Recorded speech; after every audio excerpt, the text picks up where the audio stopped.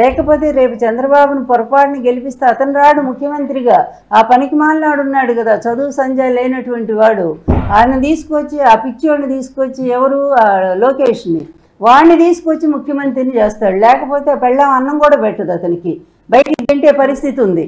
అందువల్ల అలాంటి ఒక దురదృష్ట పరిస్థితి జగన్మోహన్ రెడ్డి కావాలా, లేకపోతే 75 సంవత్సరాలు ఒక ముసలోడు అవినీతితో పూర్తిగా లక్షల కోట్లు సంపాదించి ప్రజలకు అన్యాయం చేసినటువంటి వాడు, వాడి కుటుంబం కావాలా? దయచేసి ప్రజలు వాళ్లే నిర్ణయించుకోమని సవినయంగా తెలియజేస్తున్నాను.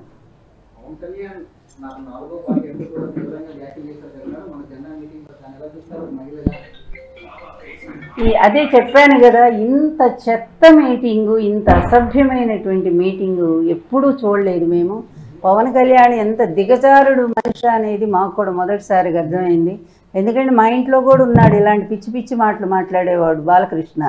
సేమ్ అదే బాటలో వీడు నడుస్తున్నాడు అనిపించింది. ఇద్దరు సినిమా వాళ్ళు కనుక మేము ఏదైనా మాట్లాడవచ్చు అనుకుంటే, ఎందుకంటే జగన్ అనేవాడు అందరికీ, నేను ఎప్పుడో చెప్పాను, నా వల్ల కాలేదు ఈ చంద్రబాబును ఎదిరించడానికి, మా ఆయన కూడా నిస్సహాయుడై చనిపోయాడు.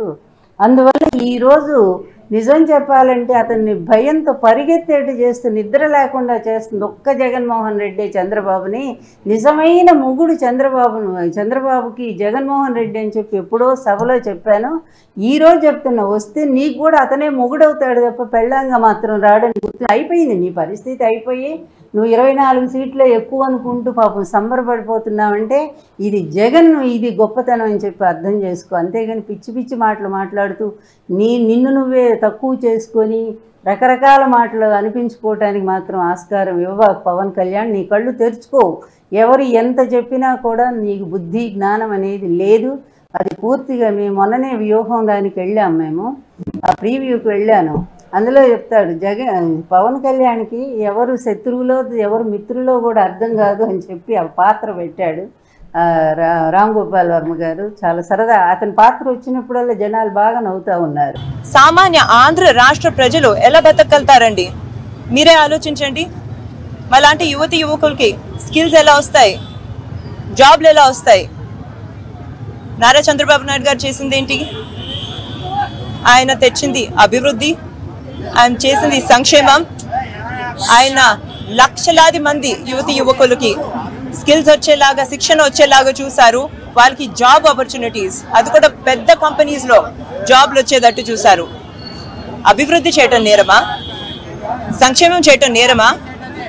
నేను అందరినీ అడుగుతున్నాను, ఇన్ని జాబ్లు ఇవ్వటం నేరమా? ఇంకొక వైపు ఇప్పుడు ఆంధ్ర రాష్ట్ర స్థితి చూస్తూ ఉంటే యువతి యువకులకి జాబ్స్ లేవు, వాళ్ళు బాధపడుతున్నారు. ఇప్పుడున్న గవర్నమెంట్ వాళ్ళకి గంజా ఇచ్చి, లిక్కర్ ఇచ్చి వాళ్ళకున్న కొంత ఫ్యూచర్ని కూడా పాడు చేస్తున్నారు. నాకెంతో బాధగా ఉంది ఇది చూస్తూ ఉంటే.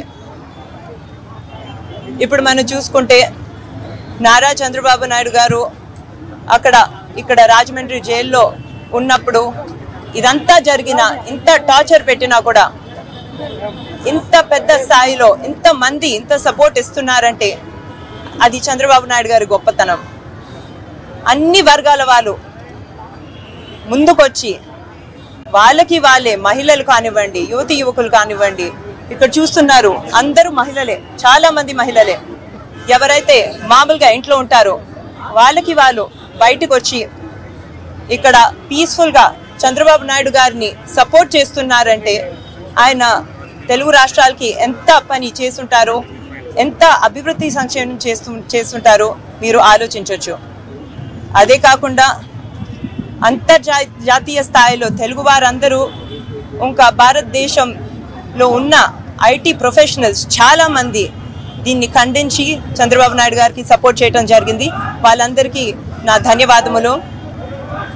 అదొక వైపు అంటే, ఇంకొక వైపు నేషనల్ లీడర్స్ కానివ్వండి, రీజనల్ పార్టీ లీడర్స్ కానివ్వండి, అందరూ ఇక్కడ జరిగే విధానాలు చూసి, ఆంధ్ర రాష్ట్రంలో జరిగే విధానాలు చూసి వాళ్ళు బాధపడి వాటిని ఖండించి, గవర్నమెంట్ని ఖండించి, ఇక్కడ గవర్నమెంట్ బాడీస్ని ఖండించి నారా చంద్రబాబు నాయుడు గారికి వాళ్ళ హార్ట్ ఫెల్ట్ సపోర్ట్ ఇవ్వటం జరిగింది.